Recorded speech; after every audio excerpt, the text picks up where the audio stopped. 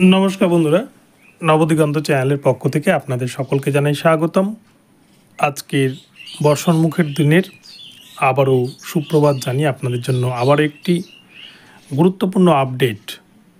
আমাদের রাজ্যের যে সমস্ত ইন সার্ভিসরা দীর্ঘ ৮ বছর চাকরি করার পর চাকরি হারিয়েছেন তাদের জন্য একটি বিগ ব্রেকিং নিউজ, একটি বড় আপডেট।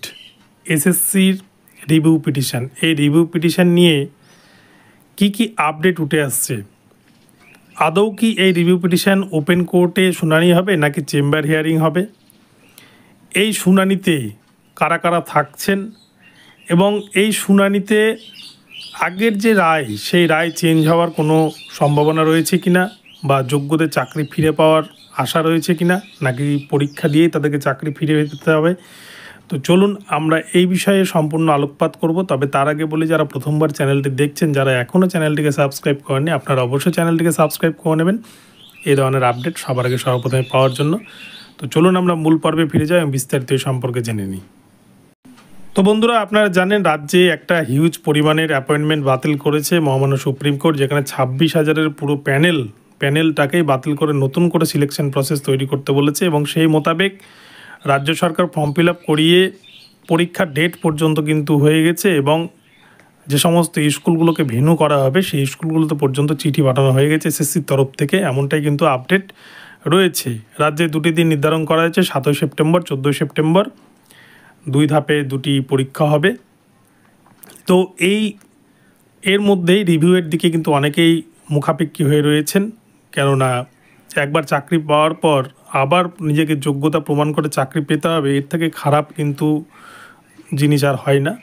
যারা নিজের যোগ্যতায় চাকরি পেয়েছিলেন তারা তাদের চাকরিটা ফিরে পেতে চান। এই নিয়ে কিন্তু সুপ্রিম কোর্টে রিভিউ পিটিশনের শুনানি রয়েছে আগামী 5ই আগস্ট 2025 তারিখে, আগামী মঙ্গলবার, এবং সেটাকে কেন্দ্র করে হুড়হুড় করে বাড়ছে কিন্তু রিভিউ পিটিশনের ফাইল এবং সেই মূল মামলাকে কেন্দ্র করে একের পর এক মামলা কিন্তু হয়েই যাচ্ছে সুপ্রিম কোর্টে। এখনও পর্যন্ত 171টি ফাইল কিন্তু জমা পড়েছে এবং সবগুলো ফাইলের কিন্তু শুনানি ভবিষ্যৎ নির্ভর করবে 5 তারিখের এই শুনানি। তো যে আপডেটটি যে ওপেন কোর্টে শুনানি হবে নাকি চেম্বার কোর্টে, দেখুন সাধারণত রিভিউ পিটিশনের যে হিয়ারিং সেটা কিন্তু ওপেন কোর্টে হয় না, সেটা কিন্তু চেম্বারে আগে শুনানি হয়। যদি বিচারপতিরা দেখেন যে হ্যাঁ এই রিভিউ পিটিশনটির গ্রহণযোগ্যতা রয়েছে তাহলে তারা কিন্তু একটা অর্ডার পাস করবেন এবং সেই অর্ডারের ভিত্তিতে তখন কিন্তু সেটাকে ওপেনে আনা হবে এবং ওপেন কোর্টে হয়তো 5 বিচারপতির বেঞ্চ গঠন করে সেক্ষেত্রে কিন্তু শুনানি হতে পারে। কিন্তু সুপ্রিম কোর্টের বর্তমান যে স্ট্যাটাস সেখানে কিন্তু দেখাচ্ছে বিচারপতি সঞ্জয় কুমার স্যার, যিনি আগেও ছিলেন, এবং সতীশ চন্দ্র শর্মা স্যারের বেঞ্চে কিন্তু এই মামলা শুনানি হতে চলেছে 5ই আগস্ট 2025 তারিখে ঠিক দুপুর 1টার পর। এবং এই মামলা চেম্বার কোর্টেই কিন্তু চেম্বার হিয়ারিংয়ে হচ্ছে কিন্তু, এবং এখনও পর্যন্ত যেটুকুটা আপডেট তাতে ওপেন কোর্টে কিন্তু শুনানি হচ্ছে না। তবে বিচারপতিরা সেদিন যদি মনে করেন যে হ্যাঁ এই মামলাটি অ্যাকসেপ্ট করা যাবে তাহলে কিন্তু সেটাকে ওপেন কোর্টে আনা হবে। তবে অধিকাংশ ক্ষেত্রে রিভিউ পিটিশন আপনারা দেখে থাকবেন 95% রিভিউ কিন্তু খারিজ করে দেয় সুপ্রিম কোর্ট, যে গ্রহণযোগ্যতা নেই বলে।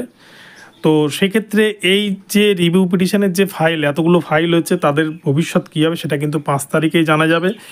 তো যাই হোক, আপনাদেরকে বিষয়টি পরিষ্কার করে জানালাম, দেখা যাক শেষ পর্যন্ত 5 তারিখে কী রায় দেয়। আমি চাইবো যোগ্যদের চাকরিটা বেঁচে যাক এবং যারা অযোগ্য তাদের চাকরি নিপাত যাক।